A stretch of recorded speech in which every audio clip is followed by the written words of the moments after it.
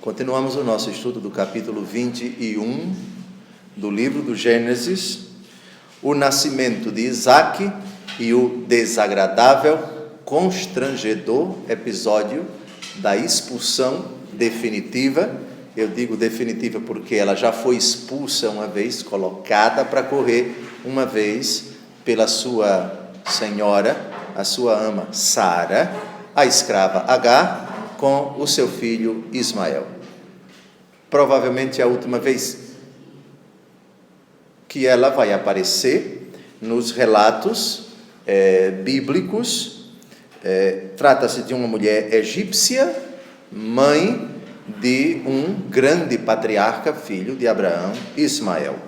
Terminamos o nosso encontro passado citando o que o Senhor Deus diz para Abraão, depois que Abraão ouviu de sua esposa: expulsa esta escrava com o seu filho, porque o filho desta escrava não será herdeiro com meu filho Isaque. Profundamente amargurado ficou o seu esposo, mas o Senhor Deus vai consolá-lo. Não te preocupes com o menino e com a tua escrava, faze tudo o que Sara te pedir, pois é de Isaque que nascerá a posteridade que terá o teu nome. Mas do filho da escrava também farei um grande povo, por ser de tua raça.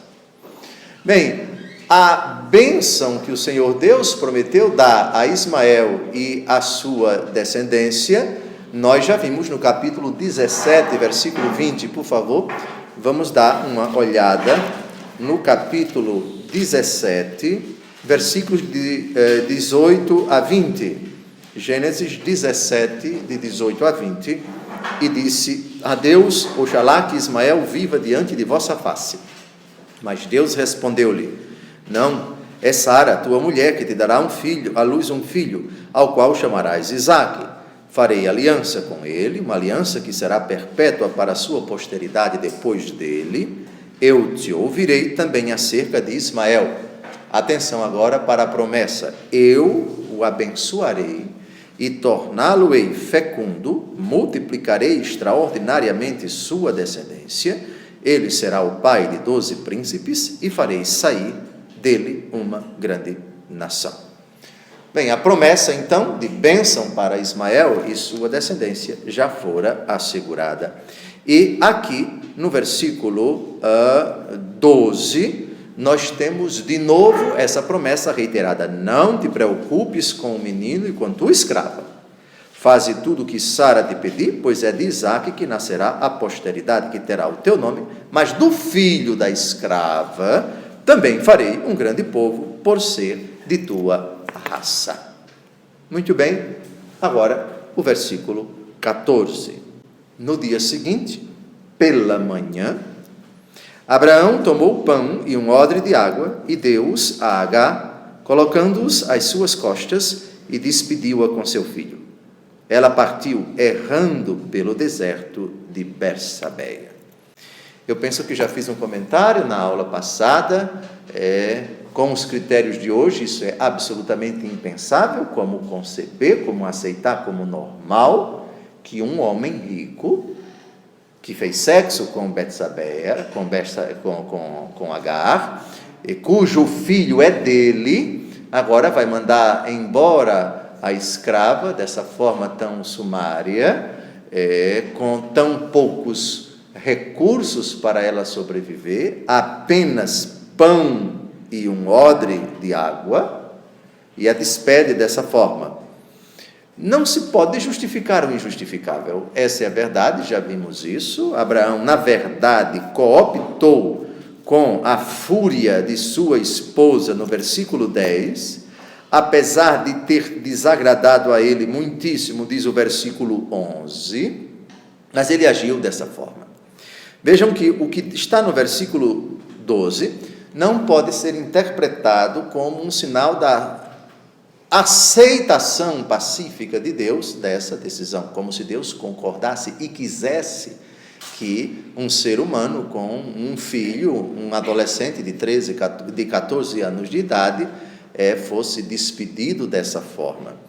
É particularmente doloroso também o verbo utilizado pela Bíblia Ave Maria, errando pelo deserto de Bersabeia. Qual é o verbo, seu Gilberto, da Bíblia de Jerusalém? Deserto de Bersabeia. Errando pelo deserto de Bersabeia.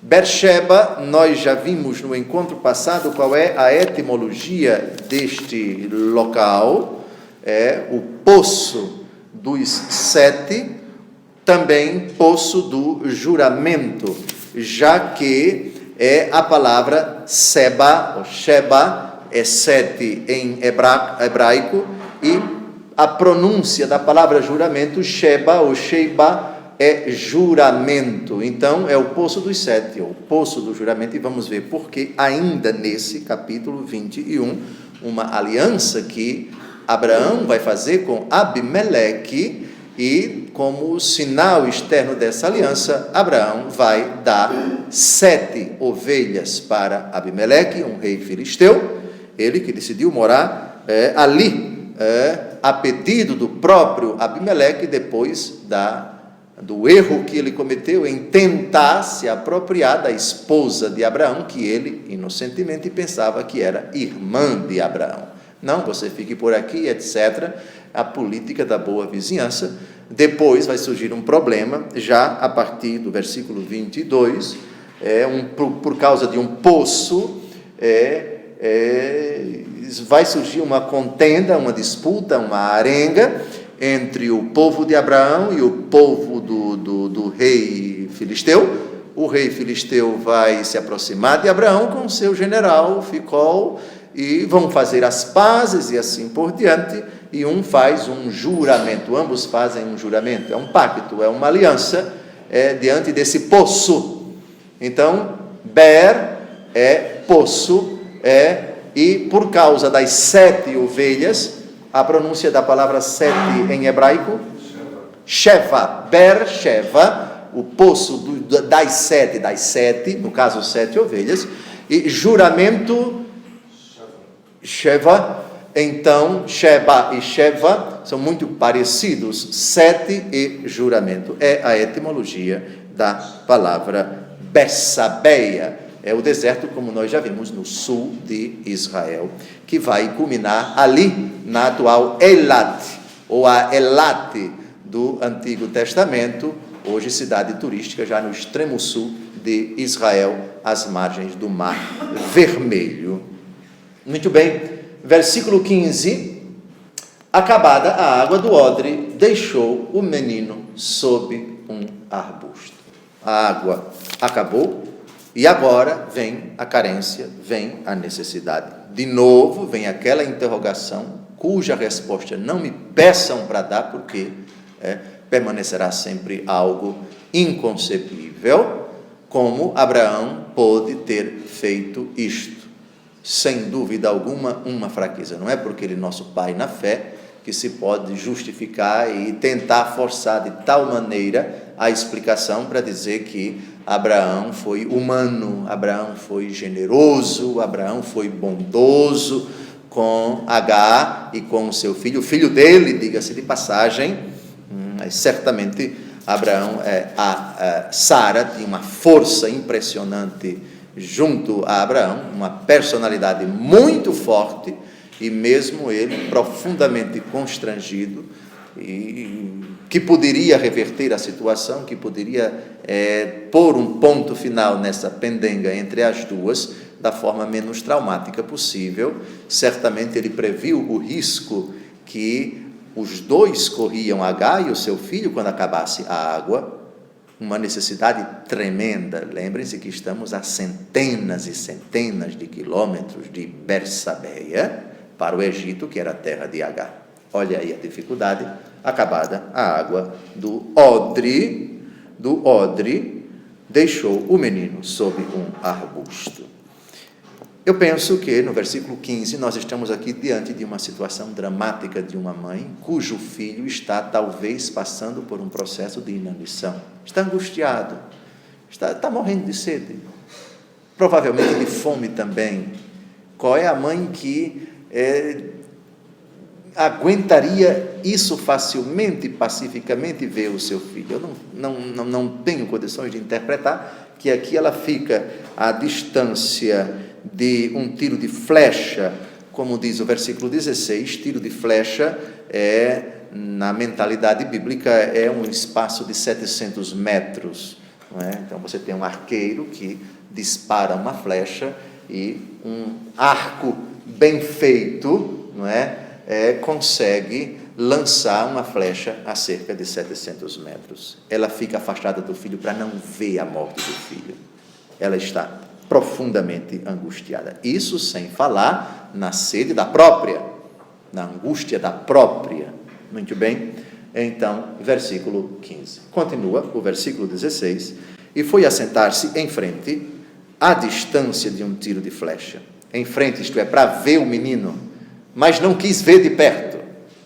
É uma angústia inominável. Não dá para descrever o que passa no coração de uma mãe. Nós, homens, não podemos imaginar o que passa no coração de uma mãe ao ver o filho morrendo. Sim, foi assentar-se em frente à distância de um tiro de flecha, porque, dizia ela, não quero ver morrer o menino. É uma angústia indescritível. Ela assentou-se, pois, em frente e pôs-se a chorar. Isso faz lembrar que mulher que foi visitada por um profeta que fugiu de Israel, na terra de Tiro e de Sidônia, atual Líbano, e o profeta, ameaçado pela rainha Jezabel, correu para lá, e chegando lá, o profeta diz: me faça um pão para eu comer. Nós só temos aqui um pedacinho de pão, estamos preparando para mim e para o meu filho para esperar a morte. Quem foi essa viúva? O profeta Elias e a viúva de Sarepta. Lembram da viúva de Sarepta? Muito bem, ela atendeu ao profeta, fez o pão, deu comida para todos, enfim, e Deus não permitiu que nem ela, nem o filho, nem o profeta morressem de fome. Outra situação também profundamente dramática. Aquela região padecia de uma seca inominável. Muito bem, Deus ouviu a voz do menino, curioso, muito curioso. Deus não ouve a voz da mãe do menino, Deus ouve a voz do menino, e o anjo de Deus chamou Agar do céu, dizendo: que tens, Agar? Nada temas, porque Deus ouviu a voz do menino do lugar onde está. A promessa do Senhor não cairia por terra jamais. A promessa foi de fazer de Ismael o pai de uma grande nação. O patriarca é o tronco de 12 grandes reis. Então, nessa situação dramática, Deus intervém. Levanta-te, toma o menino e tem-no pela mão, porque farei dele uma grande nação. Repare que farei dele, quem é que está falando? O anjo de Deus. Nós já vimos, tanto no relato das aparições no Carvalho de Mambré, os 3 anjos, e também Abraão conversando com um deles, que ficou. Os outros 2 seguiram para Sodoma. Em Sodoma são 2 anjos. Às vezes, Deus fala por meio de uma criatura. Deus fala por meio do anjo. Então, quando o anjo fala, fazendo as vezes de Deus, Deus fala pela mediação de uma criatura, a quem Deus dá o poder de se materializar, às vezes. Então, prestem bem atenção, quem é que está falando? Levanta-te, toma o menino, que tens, Agar. Não é Deus em pessoa, nem é a pessoa do Pai, nem a pessoa do Filho, nem a pessoa do Espírito Santo. Santo Agostinho, na sua obra sobre a Trindade, admite essas possibilidades, que quando a Bíblia fala de anjo do Senhor, nunca se trata do Pai, porque o Pai é invisível, mas os padres da igreja, Santo Agostinho confirma isso, e às vezes ele admite essa hipótese, que quando a Escritura fala o anjo do Senhor, é o Verbo, a segunda pessoa de Deus, nosso Senhor Jesus Cristo, ainda não encarnado, evidentemente, Então, a expressão anjo do Senhor seria, segundo os padres da igreja, uma manifestação visível da segunda pessoa da Trindade. Às vezes, também, uma manifestação visível da terceira pessoa da Santíssima Trindade, simbolizada no Novo Testamento, na figura de uma pomba, são hipóteses. De qualquer maneira, não deve causar espécie a cada um de nós, ainda que tenha sido um anjo como nós entendemos, que tenha se materializado, Deus Todo-Poderoso pode perfeitamente ter permitido ao anjo que falasse no lugar de Deus. Por isso, não causa espécie o anjo de Deus que chama a Agar e diz: levanta-te, porque farei dele uma grande nação. É exatamente o que está no versículo 18. Isto é, o anjo falando farei dele, é Deus falando por meio do anjo. O anjo, portanto, se apropria, Deus se utiliza do anjo para falar para Agar. Deus ouviu Ismael. Dê uma olhada no versículo 17. Deus ouviu a voz do menino. No capítulo 16, versículo 11, tem algo a respeito disso. Reparem o que o Senhor Deus diz. O Senhor Deus diz por meio do anjo. Vejam quem fala no versículo 7, Gênesis 16, 7. Quem é que encontra Agar no deserto? É o anjo do Senhor. Agora vamos ao versículo 11. Deus, falando por meio do anjo, diz: estás grávida e vais dar à luz um filho, dar-lhe-ás o nome de Ismael, porque o Senhor te ouviu na tua aflição. Nós já vimos a etimologia da palavra Ismael, que significa Ismael, Deus escuta, Deus ouve. El é Deus, Isma ou Ishmer é ouvir, Deus escuta, Deus ouve. Então a etimologia de Ismael teve esse nome porque na aflição Agar pediu a Deus e foi atendida. Agora, o curioso é que no capítulo 21, versículo 17, Deus ouve a voz, só que não é da mãe, é do menino. Tá bem? Muito bem. Chegamos então ao versículo 18. Já vimos que Ismael vai ser o pai de uma grande nação. Isso apareceu já no versículo 13, deem uma olhada. Mas do filho da escrava também farei um grande povo, por ser de tua raça. Então, isso Deus diz a Abraão, e aqui agora diz a mãe do menino, farei dele uma grande nação, versículo 18, o anjo diz a Agar. Versículo 19, Deus abriu-lhe os olhos e ela viu um poço, onde foi encher o odre e deu de beber ao menino. Esse poço é o poço que foi a origem do nome Bersabeia. Ber é poço, já vimos isso.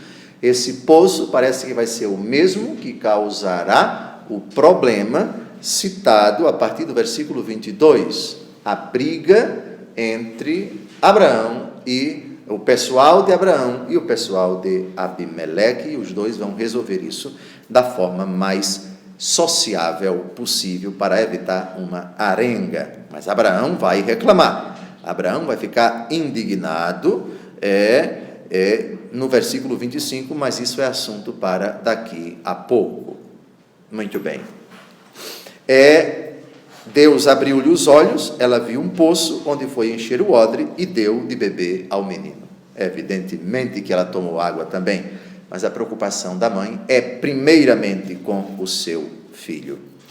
Deus esteve com este menino, diz o versículo 20, ele cresceu, habitou no deserto e tornou-se um hábil flecheiro. Era previsível isto? Estamos numa época em que o instinto da sobrevivência fala muito alto, as condições são as mais adversas possíveis. Sobreviver nesse deserto não era uma coisa fácil, e o arqueiro, aquele que manuseia a flecha, o faz por 2 motivos. O primeiro, para se alimentar, para matar os animais e comer. E o segundo, também para se defender dos ataques dos inimigos, né? Então, a flecha é um instrumento para garantir o pão de cada dia, entre aspas. A comida que é tirada é do reino animal, e também para se defender dos ataques dos inimigos. Muito bem. Hábil flecheiro, hábil flecheiro. Bem, versículo 21, terminando esta primeira parte do capítulo 21. E habitou no deserto de Farã, e sua mãe tomou para ele uma mulher egípcia. Vamos então ao versículo 22. Por aquele tempo, Abimeleque, acompanhado de Ficol, general do seu exército, disse a Abraão: Deus está contigo em tudo o que fazes.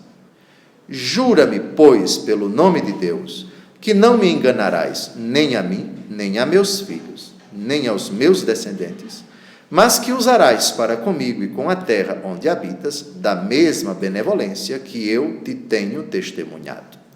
Eu juro, respondeu Abraão. Muito bem. Primeiro vamos ver quem é Abimeleque. Já conhecemos essa figura. Ele aparece no capítulo 20, versículos de 2 a 4, no famoso episódio em que quase Abimeleque ia morrendo. Abraão decidiu se mudar de Hebrom para as proximidades, Berseba, para as proximidades da atual faixa de Gaza, que é a terra dos filisteus. Abimeleque ficou encantado com a esposa de Abraão, e antes de possuí-la, antes de fazer sexo com ela, o Senhor deu-lhe uma reprimenda tremenda, e ele devolveu imediatamente a mulher. Indignou-se com Abraão: porque você não me disse a verdade? Abraão tentou se justificar, desculpa esfarrapada, e aí Abimeleque pediu a Abraão que ele ficasse lá na terra, que ele escolhesse o lugar onde ele queria ficar, mas que ficasse para lá. A política da boa vizinhança. Gênesis capítulo 20, de 2 a 4, ele dizia de Sara, sua mulher, que era sua irmã, Abimeleque, rei de Gerara, arrebatou-lhe. Mas Deus apareceu em sonhos a Abimeleque e disse-lhe, etc, etc. Abimeleque, que não a tinha tocado, e assim por diante. É essa mesma figura que já vimos no capítulo 20. Agora, vamos ao general que é citado aqui no versículo 22. Ficol, general do seu exército. É o mesmo general que vai aparecer no capítulo 26, na disputa, no problema grave que vai surgir com o filho de Abraão, que é Isaque. Veja Gênesis 26, de 26 a 31, não vamos ler o texto todo.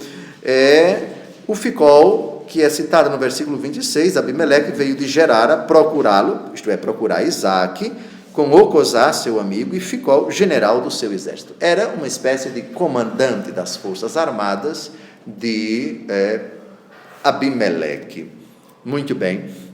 Aliás, a etimologia de Ficol significa, a palavra Ficol significa boca de todos.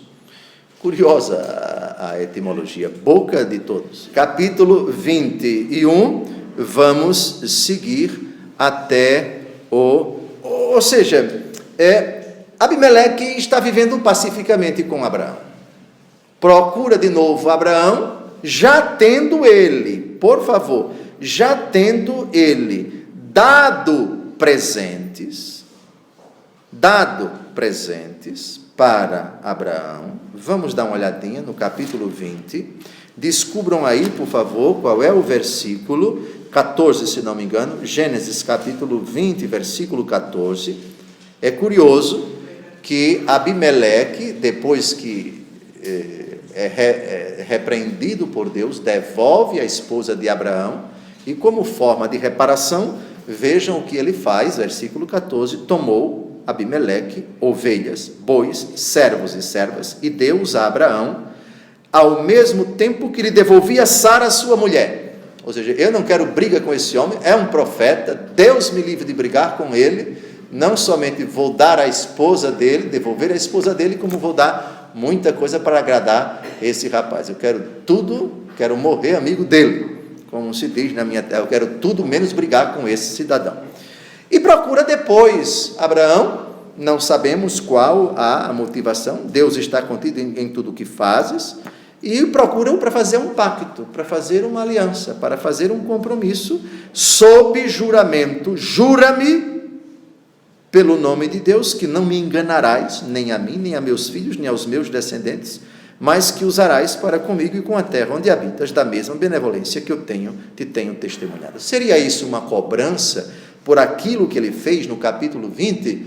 É possível. Naquele tempo a política da boa vizinhança, a política da aproximação e da reta e boa e pacífica e sociável convivência entre as pessoas possibilitava isto. E Abraão, no versículo 24, jura. Então temos aqui um pacto, gravem bem, eu juro. E reparem agora no versículo 30, Abraão cavou um poço, que se tornou causa de briga, de disputa entre o pessoal de Abraão, os vassalos de Abraão e o povo de Abimeleque. E o Abimeleque não sabia do que estava acontecendo. A gente vai ver depois. O próprio Abimeleque disse, eu não tinha conhecimento desse problema. Daí vem as 7 ovelhas, versículo 30. As 7 ovelhas, versículo 30. O juramento de Abraão, no versículo 24. E daí vem a etimologia Seba, ou Sheba, 7 e juramento. O poço das 7 ovelhas, o sinal visível do pacto, e o próprio juramento que Abraão fez, versículo 24. Continuando, versículo 25. Mas Abraão aproveitou a ocasião para se queixar, mas Abraão queixou-se, versículo 25, a Abimeleque, por causa de um poço que os seus homens lhe tinham tirado à força. Parece que o problema assumiu uma proporção meio constrangedora. Lembrem-se, encontrar água é trabalhoso e encontrando a água é riqueza, porque você vivendo no deserto, encontrando água, você tem tudo. Água para se alimentar, para beber, para você e para os seus entes queridos, para lavar a roupa e também para alimentar, para dar de beber aos animais, para tudo, para a agricultura, para a pecuária, para a sua sobrevivência, etc. E o pessoal dos filisteus, parece que o pessoal se apropriou do poço, e Abraão estava indignado, e aproveitou a ocasião para fazer uma reclamação. É significativo que o versículo 25 utiliza uma expressão forte, lhe tinham tirado à força, então parece que houve briga, e Abraão vai reclamar. Já que Abimeleque o procurou por livre iniciativa, portanto, bem intencionado, não queria briga nenhuma, até porque não sabia de nada, então essa é a ocasião de fazer a queixa.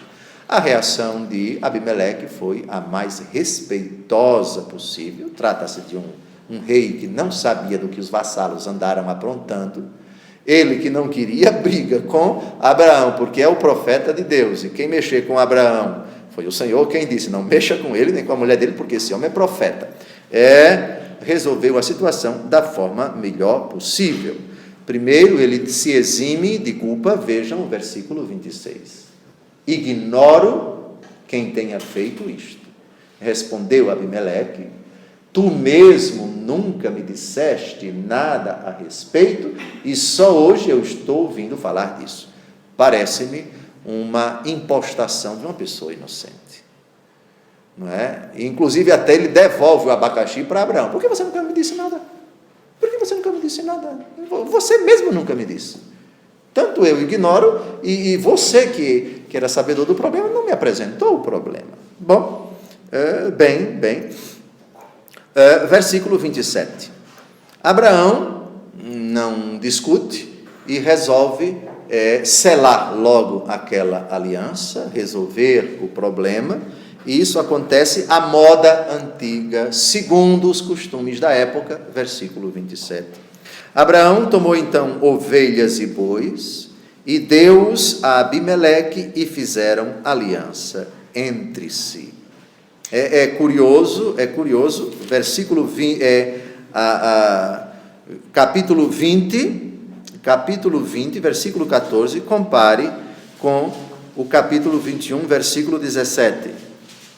Gênesis 20, 14, o que é que Abimeleque dá a Abraão? Ovelhas, bois, servos e servas. O que é que Abraão dá a Abimeleque? Ovelhas e bois. E fazem um pacto.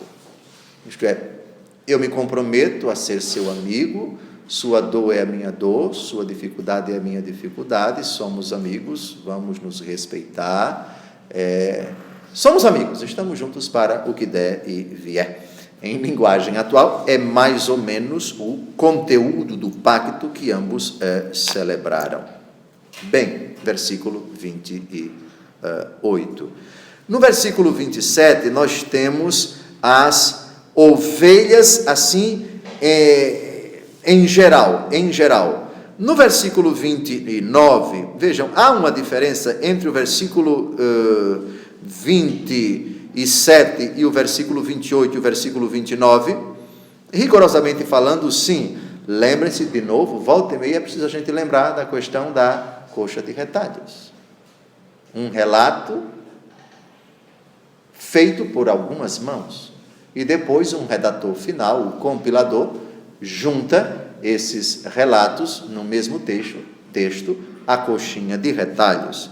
Então, Abraão toma ovelhas, não diz quantas, são muitas, e Abraão, curiosamente, no versículo 28, põe à parte 7 jovens ovelhas do rebanho. Que significam, disse-lhe o rei, estas 7 ovelhinhas que pusestes à parte?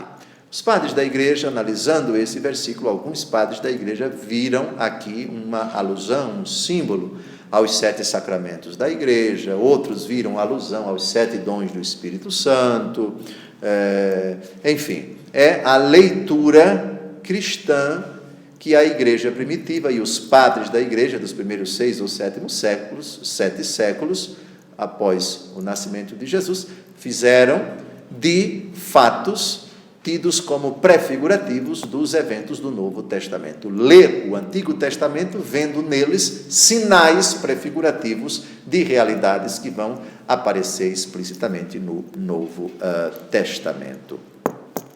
Eu penso que aqui é a hora de falarmos de juramento, atenção, do juramento que vai aparecer, já apareceu no versículo 24,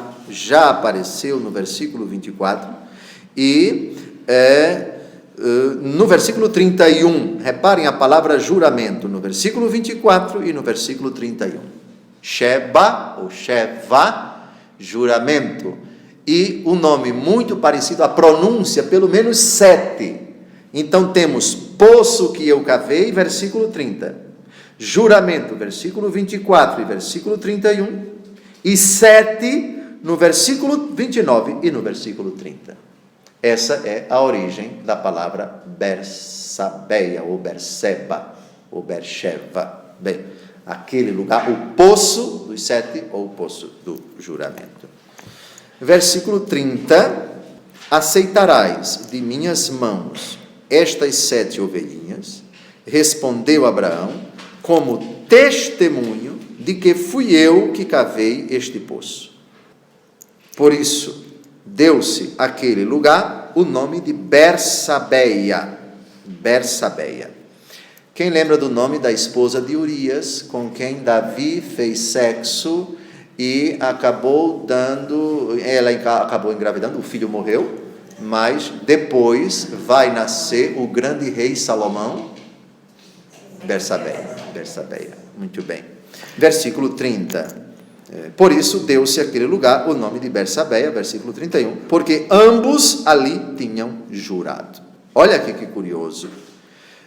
Eu juro, respondeu Abraão, versículo 24, versículo 31, os dois juram. O primeiro juramento, Abraão faz no versículo 24, um juramento de permanecer fiel a Abimeleque. Uma amizade consolidada, digamos assim. Mas no versículo 31 é um juramento recíproco. E o objeto do juramento recíproco é o poço. Então eu não vou mexer com o poço é seu, o meu pessoal eu vou devolver, o pessoal vai devolver para você, o poço foi você que cavou esse poço, portanto o poço é seu, estamos resolvidos, e você se compromete em não mexer comigo, e eu me comprometo em respeitar o âmbito da sua privacidade, da sua jurisdição, por assim dizer, ou seja, a sua terra, ninguém vai mexer, ninguém vai tocar com você, não vai tocar em você. Muito bem, isso no versículo 31. Versículo 32, já encerrando o texto, o capítulo, foi assim que fizeram aliança em Bersabeia. Depois disso, voltou Abimeleque para a terra dos filisteus, com Ficol, general do seu exército. Abraão plantou um tamariz em Bersabeia e invocou ali o nome do Senhor, Deus da eternidade. É curioso como o culto ao Deus monoteísta, ao Deus que se revelou a Abraão, aos poucos vai se estendendo. Abraão veio de longe, Arã está aqui em cima, era um caldeu, Mesopotâmia, depois se desloca, passa pela atual Turquia, depois desce, vai morar em Hebrom, mais ou menos por aqui, reside muito tempo ali, seu sobrinho desce para Sodoma e Gomorra, etc. Depois ele se desloca para cá, para baixo, e o culto ao Deus de Abraão vai se difundindo. Claro que é tudo ainda muito rústico, tudo ainda muito incipiente. Os filisteus certamente não acreditam no Deus de Abraão, eram politeístas. Os filisteus parece que eram oriundos do mar Mediterrâneo, precisamente da ilha de Creta. Há muita disputa a respeito da origem desses povos. Aquela terra não era habitada toda a atual Terra Santa, era habitada pelos filisteus. Os filisteus habitavam aquela costa sul da atual Israel, hoje faixa de Gaza, já pertinho da divisa com o Egito. Ali era onde habitavam os filisteus, que eram politeístas. Mas Abraão é monoteísta. E, finalmente, o versículo 34, Abraão habitou muito tempo na terra dos filisteus. Então, vejam como era chamada a Terra Santa hoje, a terra dos filisteus. Abraão saiu de um contexto pagão politeísta para morar ainda entre pagãos politeístas. Hebrom, não temos elementos para dizer se as pessoas com quem Abraão conviveu em Hebrom passaram a acreditar no único Deus. Certamente Ló, que veio com ele de Harã, professava a fé de Abraão, mas foi morar em Sodoma, e depois do episódio da destruição de Sodoma, quando ele foi para Segó e depois foi para a gruta, e as filhas tiveram os seus filhos, Edom e Amon, pai dos edomitas e dos amonitas. Não sabemos mais notícia de Ló. Também esses professavam a fé no único Deus, e assim, muito paulatinamente, a fé no Deus de Abraão, no Deus de Isaac, não se fala de Isaac nessa época, de Isaac e de Jacó, aos poucos vai se consolidando nessa parte do planeta Terra. Não dá para dizer, no versículo 24, quanto tempo ele habitou na terra dos filisteus. Sabemos que Abraão vai morrer, e vai morrer onde? E onde vai ser enterrado? Na atual Hebrom, 40, 50 quilômetros de Jerusalém. Bem, no próximo encontro, se Deus quiser, vamos tratar do sacrifício de Isaac. Isaac, em tudo isso, está crescendo, está se tornando um garotinho, um adolescente, e o que vamos ver no próximo encontro, se Deus quiser, é uma impressionante prova a que Deus submete o nosso pai Abraão. Um pedido que somente à luz da fé nós conseguimos conceber como um homem idoso, que foi objeto do favor de Deus, que prometeu a ele que ele seria o pai de uma grande nação. O filho nasce, o filho querido, o filho amado dele e de sua esposa, e Deus vai pedir a ele, versículo 2, não se assustem, toma teu filho, teu único filho a quem tanto amas, Isaque, e vai à terra de Moriá, onde tu o oferecerás em holocausto sobre um dos montes que eu te indicar. A cidade de Jerusalém, antigamente não existia Jerusalém, No tempo de Abraão não existia Jerusalém, existia Salém. Lembram de Melquisedeque, rei de Salém?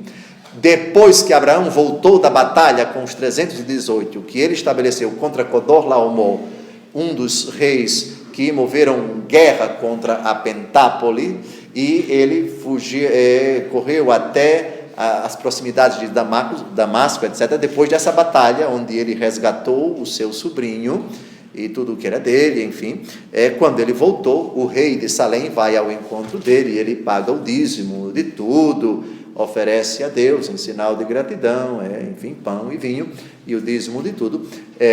Rei de Salém, vimos que Flávio Josefo e outros estudiosos propõem que Salém se tratava da cidade de Jerusalém, que na época não tinha, então era a cidade dos Jebuseus.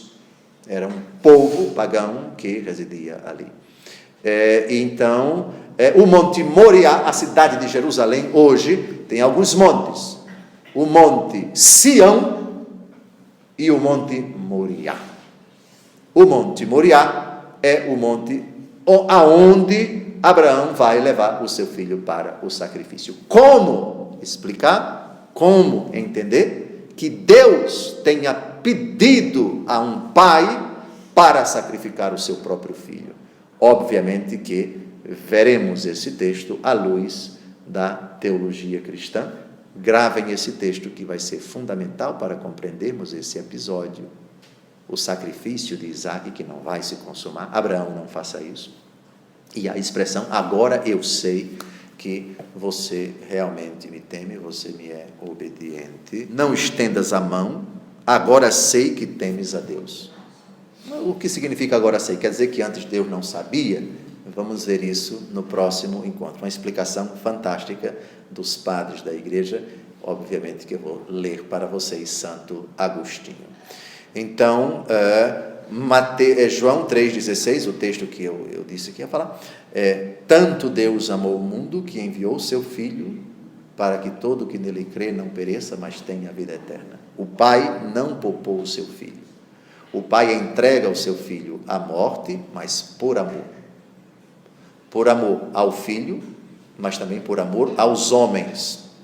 Tanto Deus amou o mundo que enviou o seu Filho. Esse texto, essa frase de Jesus, é a chave de leitura para nós compreendermos aquilo que Deus vai pedir a Abraão no versículo 2 do capítulo seguinte, de que vamos tratar na próxima semana, se Deus quiser.